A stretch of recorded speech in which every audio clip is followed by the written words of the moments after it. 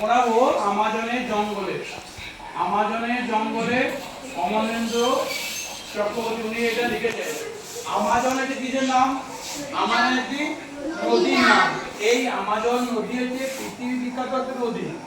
এই নদীর দূর পাশে তীরে যে জঙ্গলে বিরাট ভয়ানক জঙ্গল। এখানে এমন কোনো বিপজ্জনক প্রাণী বা ইয়ে নেই, সাপ এই ধরনের নেই যে তুমি কল্পনা করতে পারবে না। জলের ফলে এবং সচরাচর আমাজনের একটা ভয়ঙ্কর পরিস্থিতি। আমরা এই দেখো এই ভিডিওর মাধ্যমে আমরা আমাজনের জঙ্গলে বিভিন্ন প্রাণীদের তোমরা দেখতে পাচ্ছ যে ঘন বন, এই যে বুঝতে পারছো, এটা হচ্ছে আমাজনের জঙ্গল। দেখো এই দেখো শোনো বলছে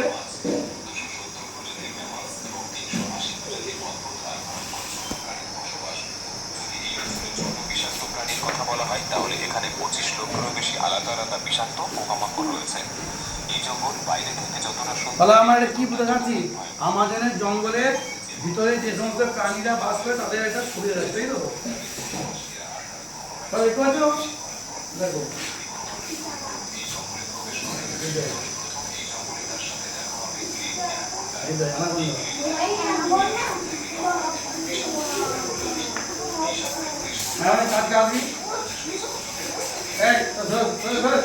এই পাশে বল, এই পাশে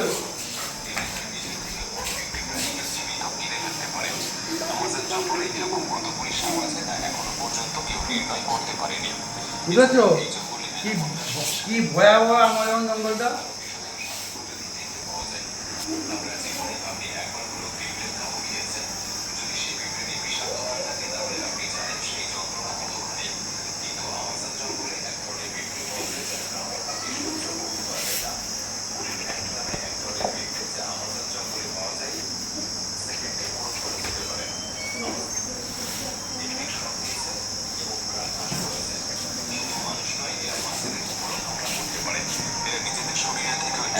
ওজনের বেশি প্রাণীর উপর হামলা করে থাকে।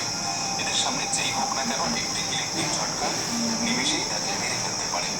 বিশেষজ্ঞরা মনে করে যে এই ইলেকট্রিক ইলের 860 ভোল্ট দ্বারা একটি প্রাণীর নার্ভাস সিস্টেম সহজেই বন্ধ হয়ে যেতে পারে। সাথে পার করেছিলেন আর সেই ভয়ঙ্কর এমিসন নদী, যেখানে হাজার হাজার পরিমাণে ভয়ঙ্কর ভূমি ইলেকট্রিক ইল এবং সেই ভয়ঙ্কর সাপের বসবাস।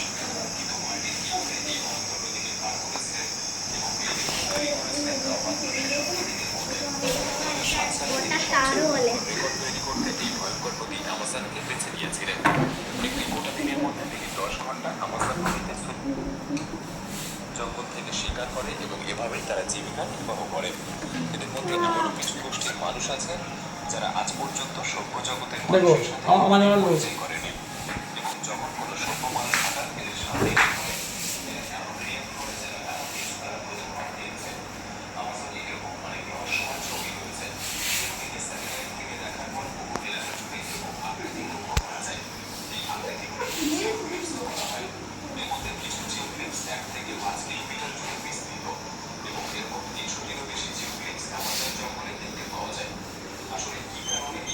বুঝেছো যে আমাজন জঙ্গলটা আমরা পড়ছি, যিনি লিখেছেন অমলেন্দ্র চক্রবর্তী, সেটা কত ভয়াবহ, কত বিপজ্জনক সেখানে লেখক ওখানে গিয়ে হারিয়ে গিয়েছিল।